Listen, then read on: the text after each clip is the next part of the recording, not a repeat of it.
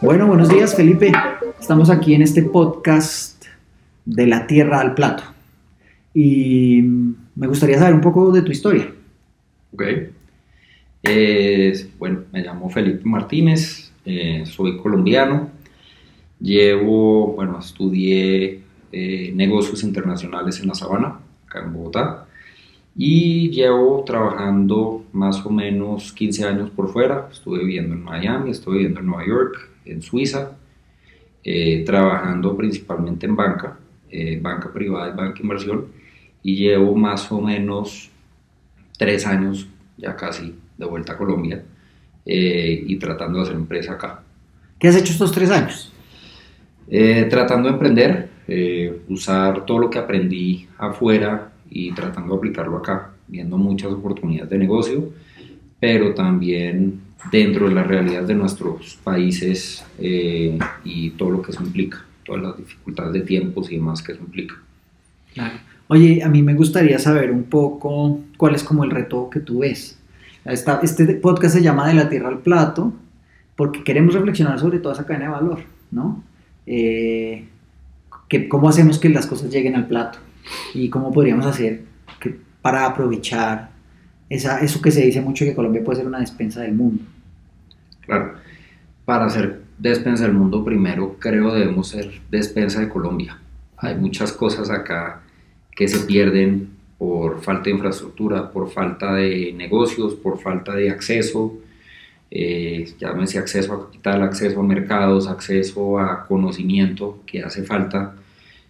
Cuando uno ve videos de gente botando la leche porque la vía se cayó y no hay cómo dejarla que llegue al mercado, o cultivos en el Putumayo que no pueden llegar a Bogotá porque se pudren en el camino. Eso hay que solucionarlo antes de ser despensa del mundo. Sí, nosotros nos conocimos hace unos 4 o 5 años, no, quizá un poco más. Por ahí. Cuando tú estabas allá en banca y nosotros ayudábamos a emprendedores nosotros decíamos que eran 3 cosas, ¿no? Conexiones de mercado, 3 Cs, ¿no? Conexiones de mercado, capacidades, capacitación y capital. Casi curiosamente la parte fácil terminó siendo generar capacidades internas. La gente aprende mucho. Sí, la gente quiere aprender, pero nos faltaron, digamos, capacidades estructurales. El capital también llegaba, hay recursos públicos de cooperación, de empresas grandes que están poniendo capital, pero la conexión, cuando hablábamos de conexión de mercados, había unas brechas muy grandes. Y nos pasó. De hecho, sí. Nos pasó. Entonces me gustaría que cuentes eso un poco porque... ¿Cuál de todas? Porque nos pasaron varias. La última, un negocio que tratamos de hacer con unos fruers en Medellín, me acuerdo muy bien. Un cliente mío que les presenté, y en ese momento me ofrecieron, creo que era plátano, y nos entrevistamos. O sea, yo les presenté el potencial comprador, y la primera pregunta que él les hizo fue: ¿y cuánto plátano me pueden proveer? Pues yo soy un negocio y necesito saber cuánto puedo contar de ustedes. Exacto. Y me acuerdo la cara de terror de tus 2 asociadas en ese momento, muy queridas todo, pero esa fue una pregunta que nunca hicieron, y nunca la hicieron porque nunca les tocó preguntárselas. O sea, de lo que les pedía cooperación en sus reportes o demás, eso no era relevante. Lo que era relevante, y no estoy diciendo que no sea, era temas de cuántas comunidades estamos afectando, cuántas familias, cuántas mujeres trabajan en este proyecto, que son proyectos muy bonitos, pero no lograron responder la primera pregunta básica de un comprador, y era: ¿cuánto me puede tener acá todas las semanas? Sí, es muy interesante que lo menciones porque ahí esa brecha incluso podía haber capacidades, podría haber cantidades, pero hay una brecha grande de información concreta para conectar con ese mercado, ¿no? Claro. Y además después termina siendo, en algunos otros proyectos donde lográbamos tener esa información, había unos retos de volumen, ¿no? Ya los de calidad, digamos que son grandes, pero después había unos retos de volumen. No, yo necesito, el ejemplo que tenemos ahora, ¿no? 100.000 barras de chocolate. Correcto. Y esa brecha entre cómo hago para poder llenar ese envío de 100.000 barras, ¿no? Y qué capacidad está teniendo un par de asociaciones para llenar esas 100.000 barras, ¿no? Llena un contenedor, que es lo mínimo que te piden en Europa.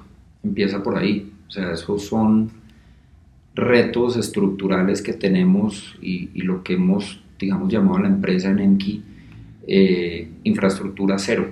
Cuando uno en Europa, por ejemplo, habla de infraestructura, el primer pitch que hicimos en Europa de esto fue curioso porque fue: queremos invertir en infraestructura, y nos tocó explicar qué nos referimos nosotros con infraestructura. No es ni siquiera el puerto, porque puertos hay, son muy buenos, aeropuertos hay, son top del mundo, vías, las 4G ha sido una maravilla para el país, pero saque el producto desde la finca de la señora que produce la gulupa, por ejemplo, que eso fue otro ejemplo, a un mercado nacional. O sea, lo que hablaba un poco antes de llegar de Putumayo a Bogotá, si eso nos cuesta, pues menos que vamos a llegar a un mercado internacional, y menos cuando ese mercado internacional en una orden nos pide 10 contenedores. Ahora estamos tratando de hacer un negocio con Europa para mandar un contenedor de cacao y nos hemos visto a gatas tristemente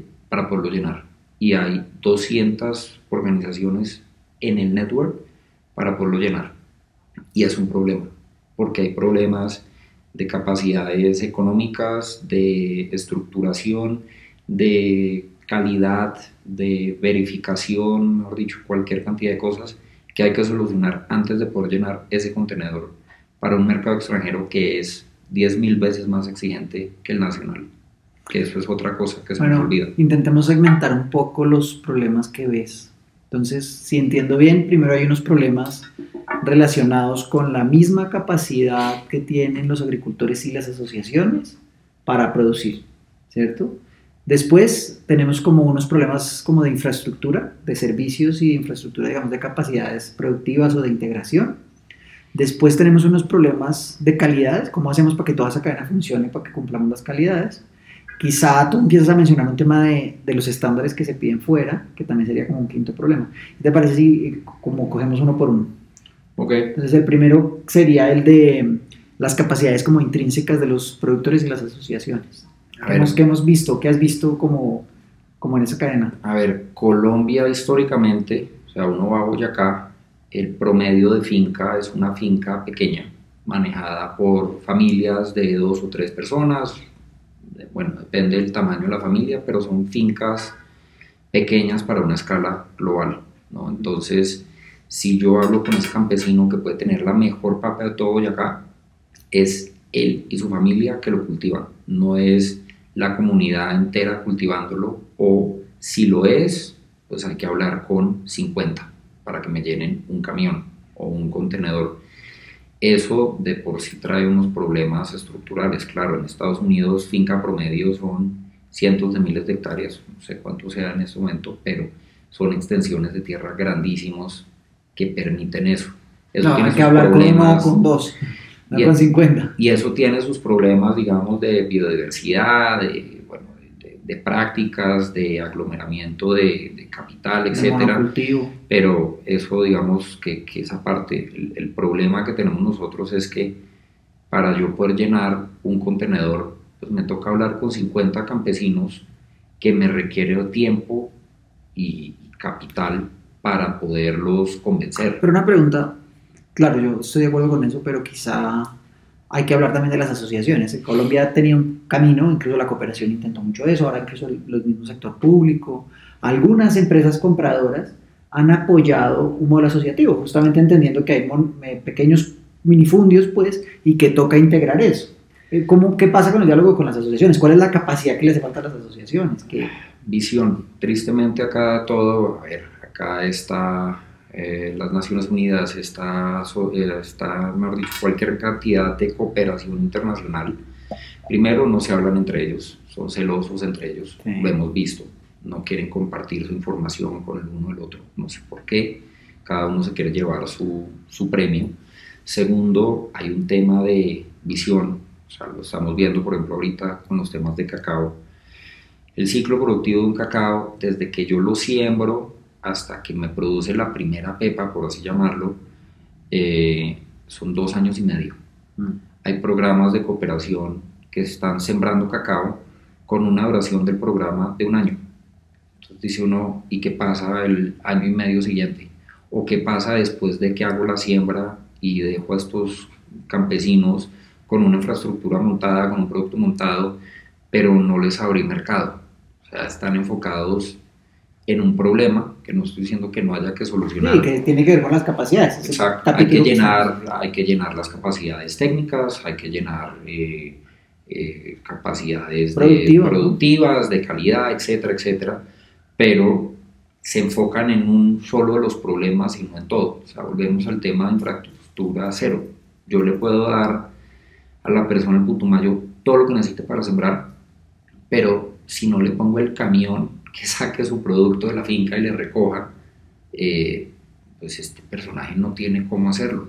En este momento en mi finca, por ejemplo, hay un proyecto que están lanzando y terminan pasando cosas curiosas como le regalan los árboles para la siembra, pero el personaje tiene que ir por sus árboles, no tiene cómo.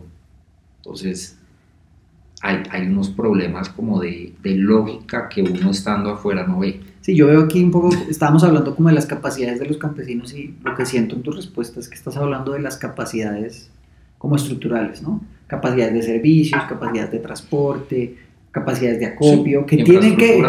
Claro, es una infraestructura básica que no existe.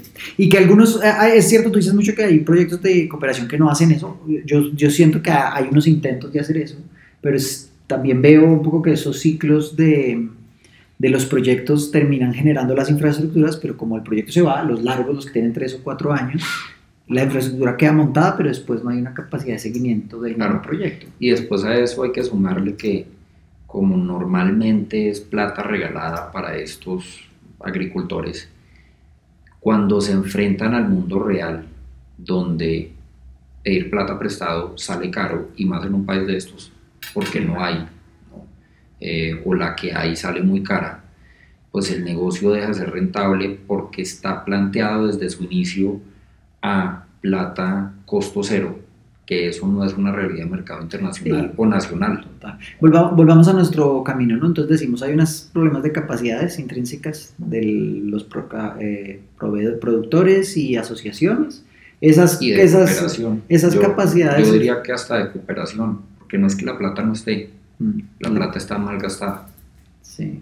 O corta, o con una visión corta o de pequeño proyecto gastada, donde asociaciones se gastan 30 millones de dólares en, ¿qué fue? 32 municipios, algo por el estilo. Que parece mucha plata, ¿no? 5.000 familias, claro, 30 millones de dólares es un resto de plata, acá en cualquier parte del mundo, pero se lo entregaron a 5.000 familias. Después veo unos reportes que dicen el casi, y esto me lo pueden verificar, pero casi el 80% de la plata de cooperación se queda en la organización y no en el campesino. En la organización operadora. Claro, porque después hacen una gran comida en el country o en el nogal, donde se gastan más de lo que le dieron a los campesinos. Que sí. Es triste de ver, he ido a varios de esos eventos y se pone uno a pensar, esto acá hubiera podido tener un impacto muchísimo mayor en esta gente. Sí, hay una cosa interesante como de esa...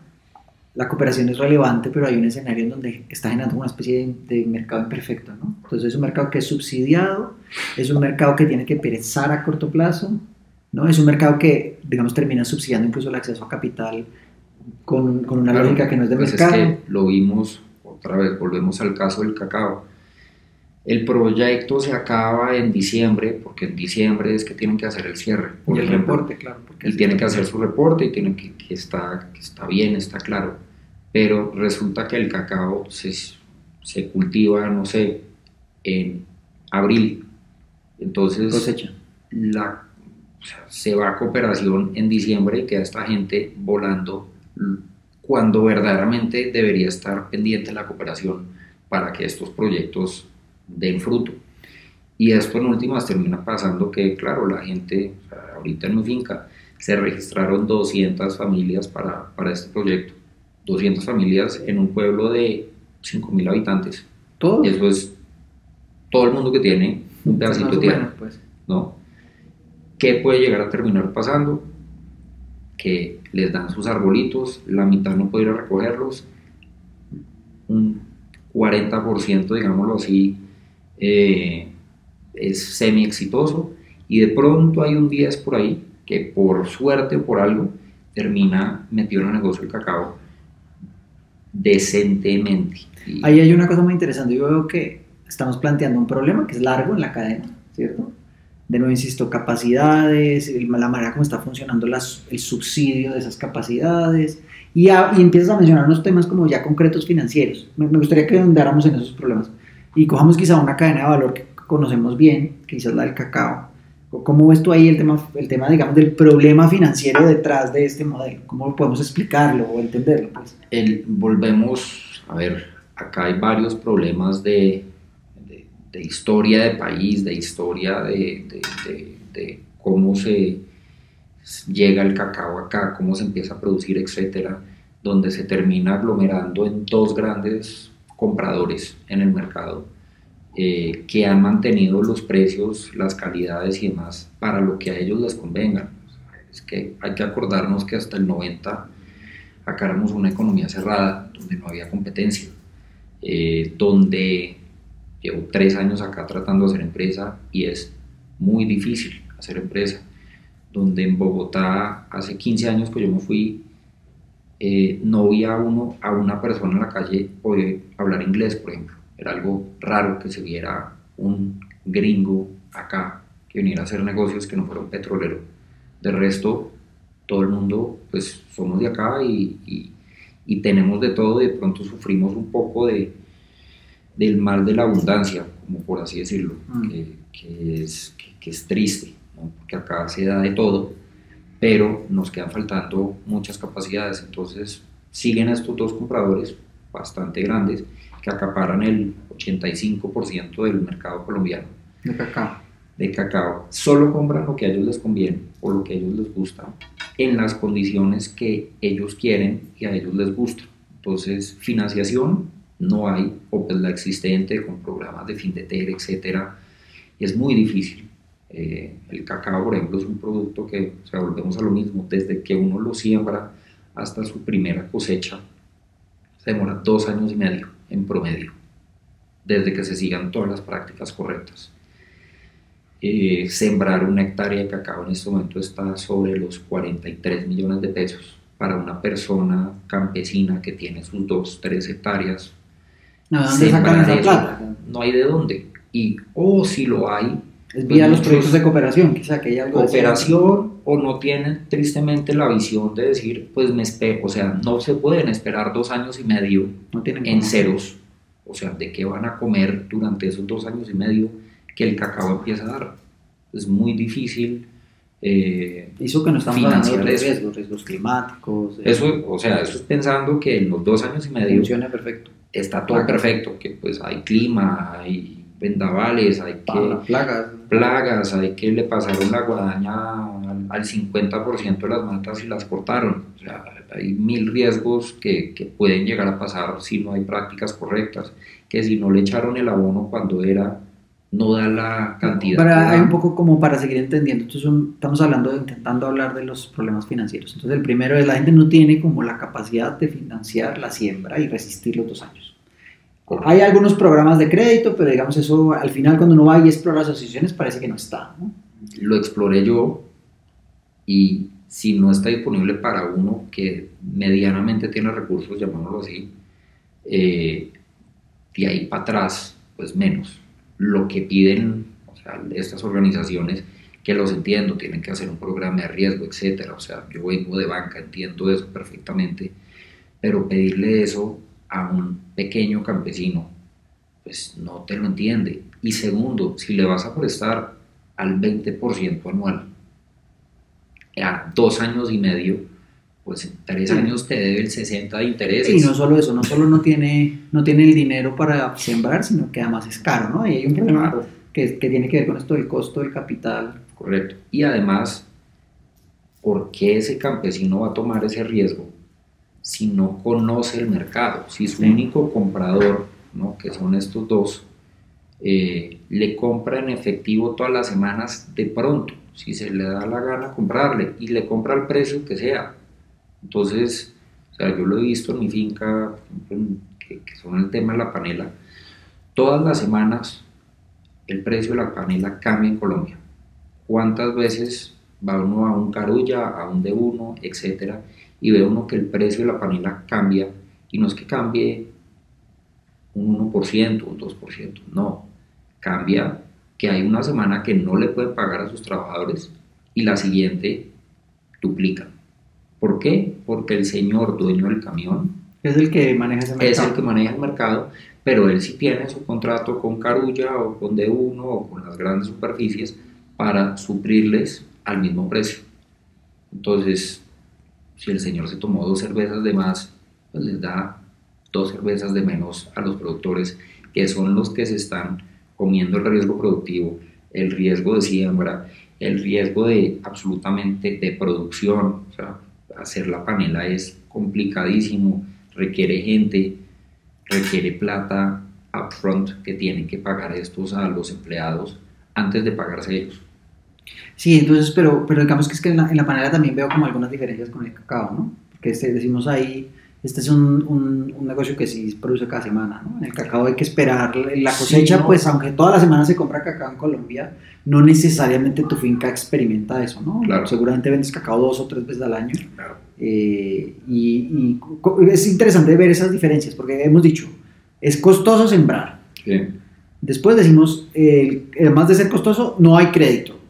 Pero también hemos dicho que el costo del capital es alto, es decir, aquí los intereses son altos. Lo que más hay ahí, porque, claro, uno lo escucha y dice, bueno, pero la gente sigue sembrando cacao. Y hay unos compradores que les compran con unas condiciones. ¿Qué se puede hacer? Porque ya hemos hablado mucho de los problemas, pero Sí. quizá valga la pena empezar a pensar qué se puede hacer mejor, pues para que, digamos, estas cadenas funcionen. Y no sé si concentrarnos en el cacao o igual intentar distinguir qué pasa en una o la otra, porque, A ver, para que la gente entienda, digamos.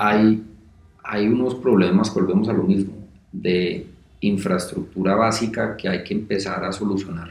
Hay que empezar a, digámoslo así, a solucionar los cuellos de botella ¿Cuáles en son? primer momento. ¿Cuáles son? Porque es verdad que hablamos... Transporte, calidad, acopio, servicios, ¿no? servicios, Como microcréditos, ¿Qué por tipos de llamarlo. servicios podría ser? Servicios de control de calidad, de seguimiento, de siembra, de poda, de fertilización, cualquier cantidad pues depende de lo que sea, ¿no? Hoy esos servicios porque no se cubren. Los cubre a veces cooperación, pero volvemos a lo mismo, cooperación siendo cooperación. Si el programa se acabó en diciembre, pues No. tienen que hacer la poda en diciembre, Sí, porque y el tienen siguiente que ciclo. mostrar que hicieron poda en diciembre, pero resulta que lo óptimo era hacerla en abril. Pero pues la tienen que hacer ahí porque es un triste mandato, llamémoslo así, que claro, ese mandato viene de una persona como lo fui yo en algún momento, sentado en una oficina que no entiende esos problemas de infraestructura base que tenemos acá.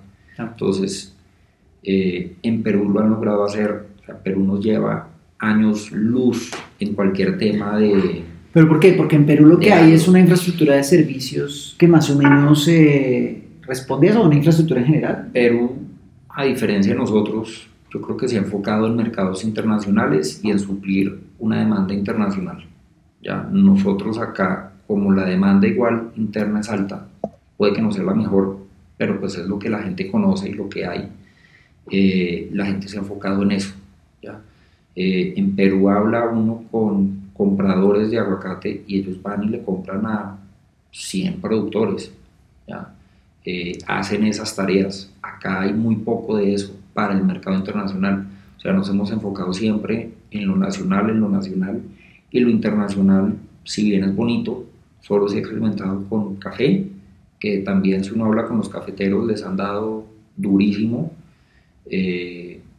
pues un poco por lo mismo, porque no se respeta al productor, que pues es lo que se debería tratar de hacer.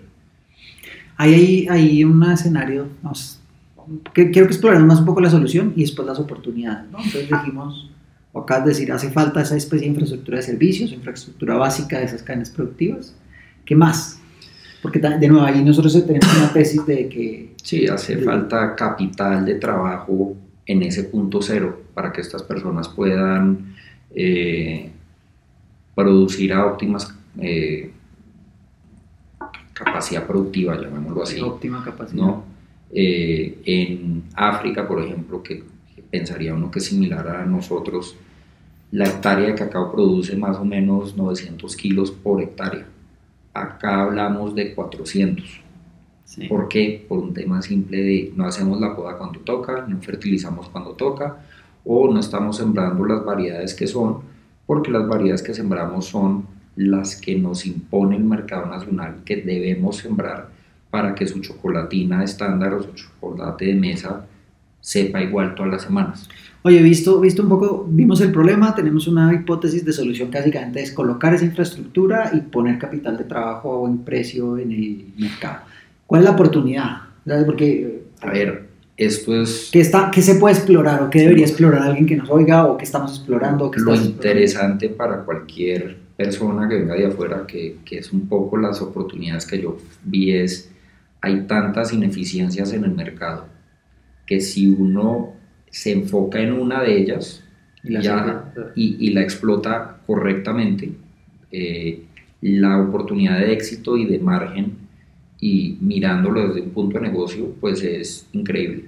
Eso que les dije del tema del cacao, pucha, solo con hacer la poda en el momento adecuado, hacer la siembra, tener la variedad correcta, etcétera, duplico la capacidad productiva de todos los campesinos. O sea, ¿qué estoy haciendo ahí si duplico eso?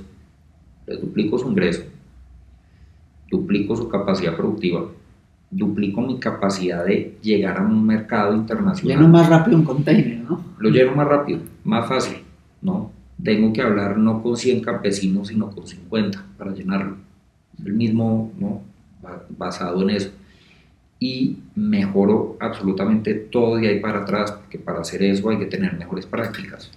Entonces estoy transfiriendo capacidades técnicas a esta gente, sí. Les estoy dando la poda en el momento correcto que es requerido, no lo que me requiere X o Y. Les estoy potencialmente mejorando la calidad de su producto, que por ende se vende mejor en un mercado internacional.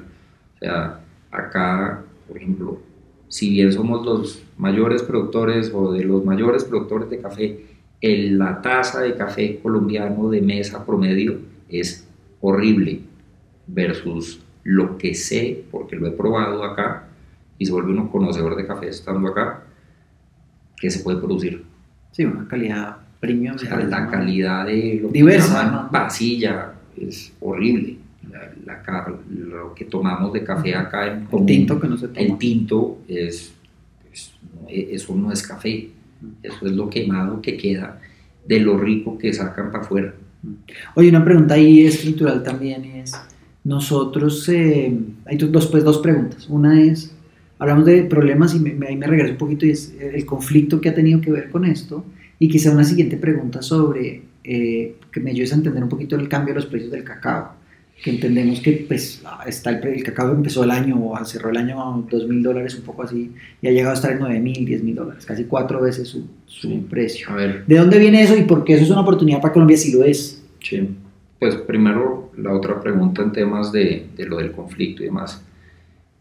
Para el que esté afuera oyendo esto, Colombia tiene oportunidades de atraso en absolutamente todo, de 50 años fácilmente, versus competidores regionales en temas de turismo, en temas de agro, en temas de infraestructura, en absolutamente todo. ¿Por qué? Porque tristemente hasta hace 10 años máximo no se podía salir de las ciudades principales, ¿ya?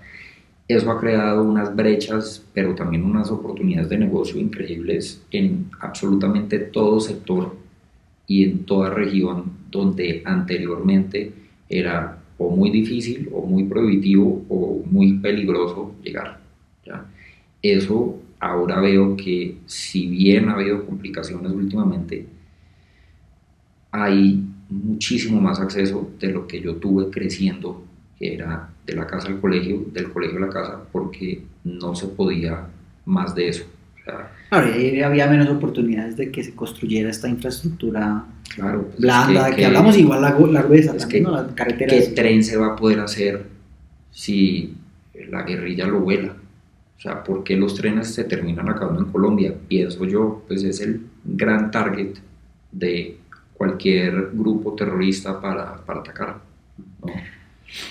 Veíamos quemas de camiones, eso ya se ve todavía, pero en una muy diferente, o sea, muy diferente a lo que Es se un veía escenario que antes. todavía está en proceso, pero digamos que hay un escenario como de oportunidad, ¿no? Está ahí latente. Sí, está. Ese, digamos, un poco el contexto también de estos últimos Sí. años.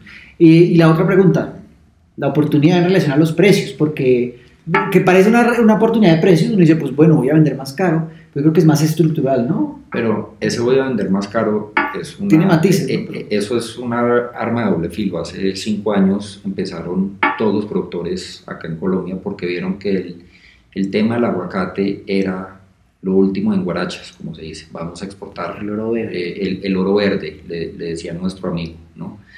Eh, Eso tiene sus temas, o sea, sí, yo lo puedo sembrar, pero si no tengo un mercado afuera, no hago absolutamente nada. Si no tengo la visión y capacidad de aguantarme, igual que en el aguacate, en el cacao, 2 años y medio para que eso se vuelva productivo, y no lo pienso, sino que simplemente voy y siembro porque sé que se va a dar. Porque Como pues por, ese por es FOMO, como dicen, o por exacto, moda. porque como mi vecino está sembrando, entonces yo también. Entonces ahora todos los programas de las gobernaciones, alcaldías y demás es sembrar cacao. No estoy diciendo que no se deben hacer, ¿no? O no es que no se hagan, es hay que pensar esto La cadena completa. a 5 años. No es yo le doy estos árboles a este campesino, pero no le abro un mercado.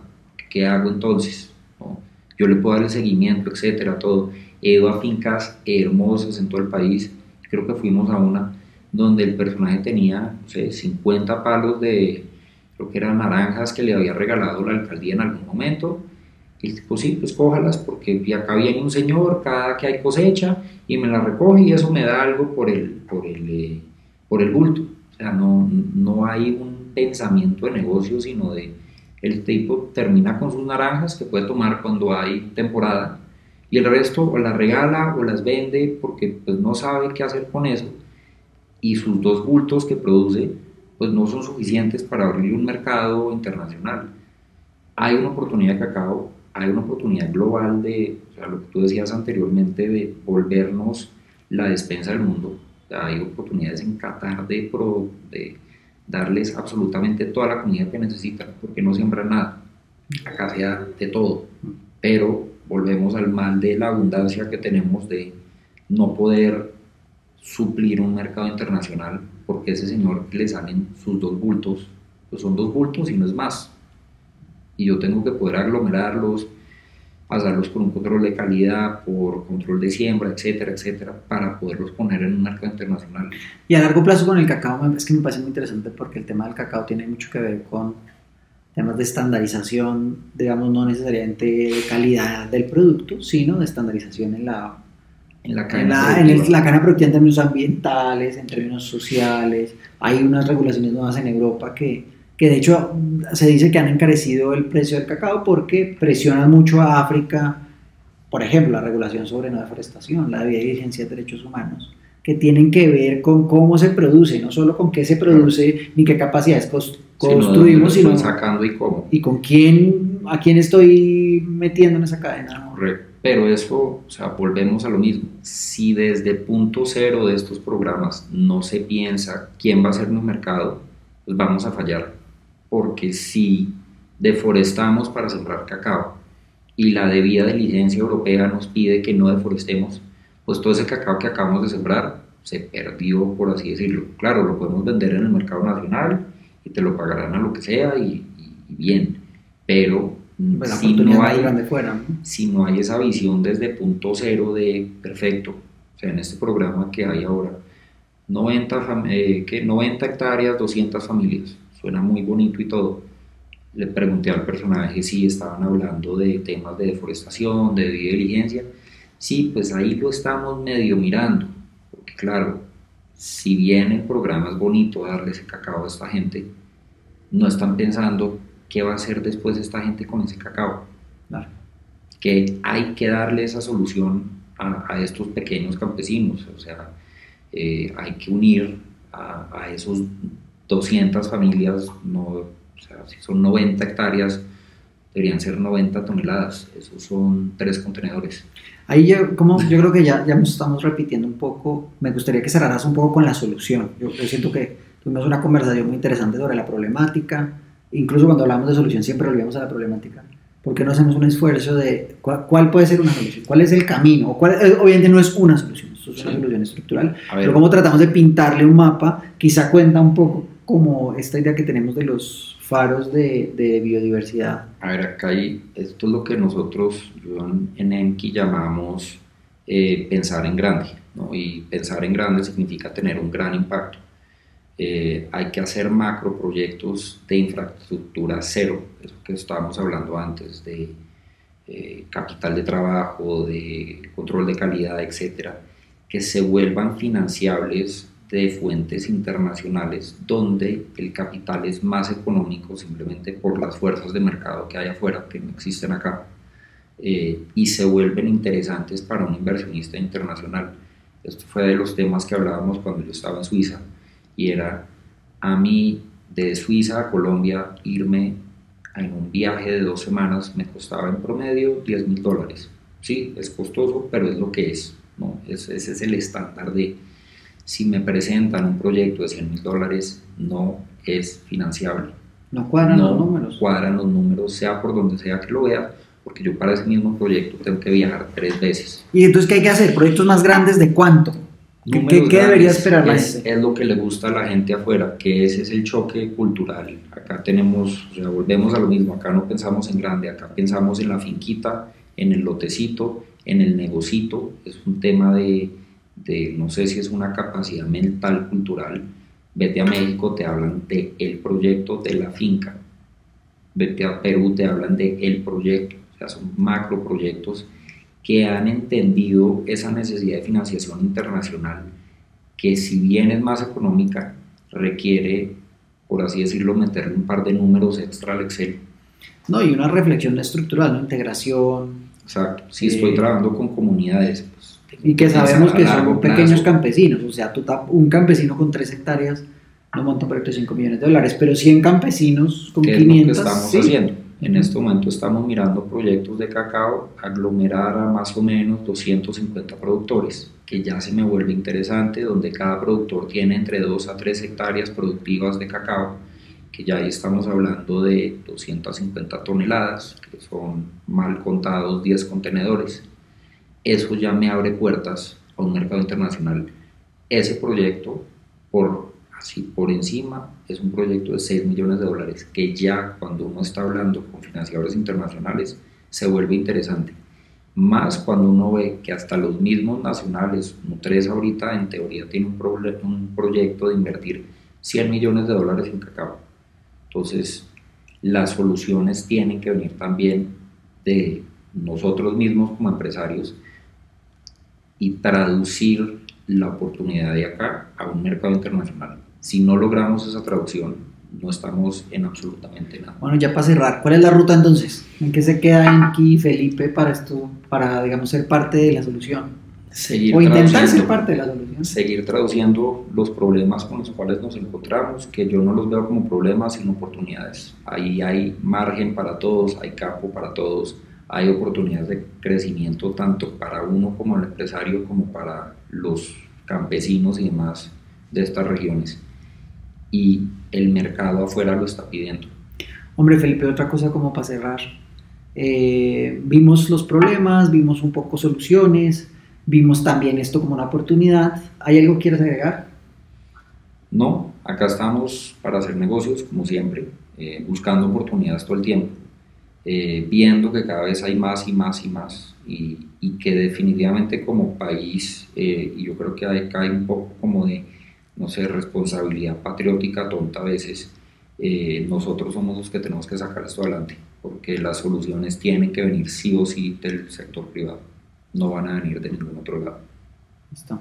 Muchas gracias. Bueno, gracias. Vea, primer podcast. Quedó bastante interesante, yo creo. ¿Será? Pues lo que